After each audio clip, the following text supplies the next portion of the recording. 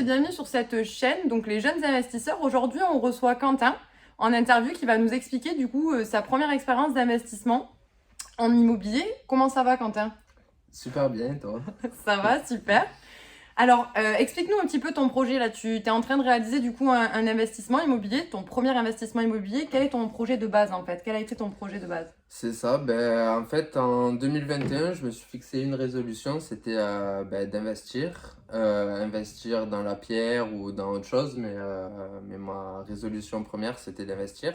Et voilà, du coup, j'ai recherché un bien qui avait une forte Une rentabilité. rentabilité, oui, bien sûr. Il était situé où ce bien? Alors, ce bien, il est situé à Elne, c'est à 10 minutes de Perpignan et à 5 minutes de Saint-Cyprien, De la 10 mer? minutes de Canet, c'est proche de la mer, De donc la c'est côte. super bien Super bien situé. situé. Voilà. D'accord, ok. Comment t'as fait pour découvrir ce bien? Qu'est-ce qui t'a fait connaître ce bien en tout cas, te rendre compte que c'était peut-être une opportunité?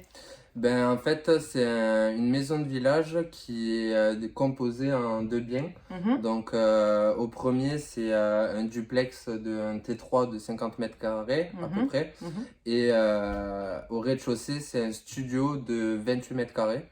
Donc, c'est un bien qui est déjà divisé au niveau du compteur électrique et tout ça. Donc, c'était vraiment ce que je recherchais. Ouais, il n'y avait pas de grosse transformation à faire. Et en fait, ce qui te permet, pour reprendre le projet, en fait, l'objectif, parce que je le connais, mais je le reprends pour ceux qui nous regardent, c'est qu'au premier étage, du coup, tu vas pouvoir en faire ta résidence principale, donc ce T3 de 50 mètres carrés. Et ce studio, tu vas pouvoir l'exploiter pour en tirer un revenu locatif, en fait. C'est ça, c'est Ouais. ça. De base, j'avais vu ce bien, je me suis dit, bon, peut-être louer les deux appartes.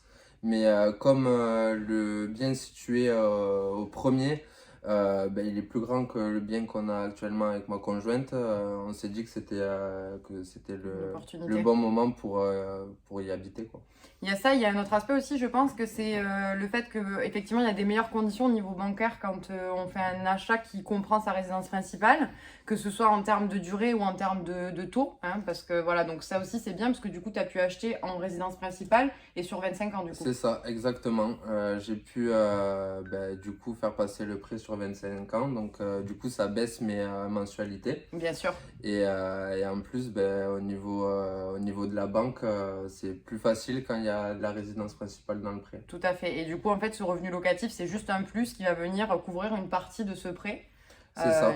voire même une grosse partie de ce prêt presque, hein, ouais. Une grosse partie parce que l'objectif au final, c'est de louer ce bien en saisonnier Oui, sur Airbnb oui. l'été. Mhm. Pour commencer l'été et après voir si on fait un bail pour de septembre à juin, enfin à mai à peu près, pour un étudiant Tout à qui fait. aimerait se loger. Et ensuite l'été le basculer en saisonnier en faisant du Airbnb ou alors Voilà, faire du Airbnb à l'année, même exactement. parce que c'est super bien situé, donc ça C'est pourrait ça. être top aussi. Ça, c'est une solution qui est excessivement rentable, le bail étudiant combiné à la saison quand c'est possible, notamment avec des biens comme celui que Quentin est en train d'acquérir. Effectivement, il s'agit d'un studio. Donc, c'est forcément un bien qui peut s'adresser autant à des personnes en vacances, donc sur de la saison, sur de la location donc saisonnière, qu'à un étudiant qui est là. Mais alors, l'étudiant, il bénéficie d'un bail spécifique de 9 mois, donc de septembre à juin. Et ce qui permet de libérer le bien sur ces 2 mois de saison où vous allez pouvoir faire de belles recettes de location saisonnière. Mm. Donc ça, en termes de rentabilité, c'est vraiment ce qu'il y a de plus intéressant. Donc voilà. J'ai regardé un peu de mon côté, j'ai calculé que on pourrait limite rembourser les mensualités sur l'année. En intégralité, en licence, ouais. Pratiquement Pratiquement en en intégralité, oui, voilà. c'est ça. Alors, à combien t'as fait l'offre d'achat du coup? Alors, Alors, à combien était présenté le bien et à combien tu as fait l'offre d'achat? alors le bien était présenté à 109 000 euros D'accord, et du coup j'ai fait une première offre d'achat à 87 000 euros. d'accord. Donc c'était Très risqué. très en dessous du C'était un prix. pari, d'accord. C'était risqué. J'ai fait cette offre et j'ai réussi à avoir une contre-offre derrière à 97 000. En fait, enfin, vous risquez trois choses en tout cas. Un oui, un non ou une contre-offre. Et pour le coup, là, Quentin, il a eu une contre-offre. Donc, c'est-à-dire que les propriétaires vendeurs lui ont fait une contre-proposition Au prix de, tu nous as dit, de 97 000. du coup, tu as accepté cette proposition. Oui, oui, j'ai accepté. Je m'étais fixé en dessous de 100 000 euros. Bien Et sûr. du coup, bon, 97 000, c'est Ok, super. c'était dans ton budget. Mm. Est-ce qu'on peut savoir, est-ce que tu as une idée de la mensualité que ça représente? Donc pour 97 000 euros, la mensualité, ça représente au mois Au mois, ça représente un peu moins de 500 euros. un peu moins de 500 euros. Mm. Voilà, donc Sachant que moi, je me loge actuellement pour 500 euros. d'accord, en Donc, location. en location pour un T2 de 42 mètres carrés. Voilà, en plus des frais annexes avec les charges, etc. Voilà. C'est ça. Donc au moins, vous pouvez vous rendre compte un petit peu pour 97 000 euros, la mensualité que ça peut représenter en fait. C'est ça. Après, c'est cette mensualité-là, parce qu'il y a aussi des travaux qui rentrent en jeu. Il y a 10 000 euros de travaux qui rentrent en jeu. Donc Oui. ça aurait pu être un peu en dessous. Mais comme il y a les travaux pour remettre en Bien état, sûr, pour avoir quelque rafraîchir, chose de propre, c'est bien ça. sûr. D'accord, tout à fait. Quels sont les éléments qui t'ont aidé à faire ton choix, que ce soit au niveau de l'acquisition du bien ou dans les étapes par rapport au financement notamment Le premier déjà c'était le financement Bien sûr. d'abord. Donc je suis allé voir une courtière, société, oui, une une société société. de courtage Mm.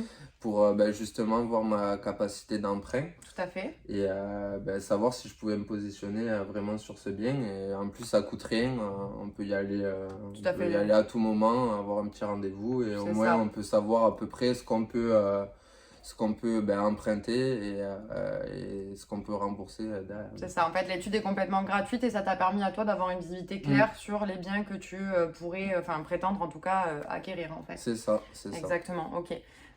Donc l'estimation de ta capacité de financement, il y a aussi l'estimation de la valeur locative qui t'a permis aussi de savoir le potentiel locatif du bien. C'est ça. Donc du coup j'ai fait l'estimation de la valeur locative des deux biens. C'est ça, Voilà. c'est ça. Et Ça a pu t'aider, du coup elle était supérieure à la capacité pas la capacité d'emprunt mais à mes mensualités.